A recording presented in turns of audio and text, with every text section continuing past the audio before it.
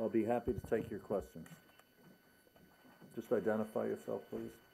I am not, repeat, not accusing the governments of the region. This comes up all the time because in the past, last year, the year before that, there were accusations made by government officials of the previous administration. I'm not doing that. But there's very strong evidence that money flows from that area. Unregulated, very hard to regulate, and we care a lot about that, and that's why I visited every member of the GCC except one already, and plan to go back as often as possible. That is coming from all Gulf countries. Could you be more specific about where you think this money is actually coming from?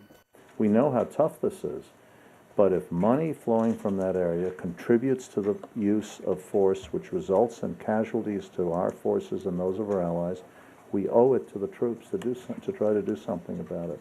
And I'd like to get your take on what you think the total number should be, what the U.S. is capable of supporting. You know, the Europeans, there are 41 nations, most of them European, participating in the international efforts in Afghanistan.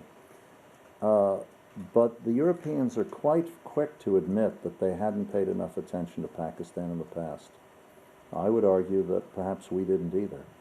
But in any case, I made the case, just as you cited, in closed meetings and in public. I met yesterday with the NATO Council, with the European Commission, and with the Belgian Foreign Minister. And in all these cases, I raised this issue, just like we do. And I just wanted to get the ball rolling on a very public discussion. Why? Because two reasons. Pakistan is critically important to the rest of the world, and it has very serious challenges right now, starting with the energy sector, and the refugees, and the insurgency, and the overall economy. And secondly, because what happens in Pakistan is a direct effect on Afghanistan.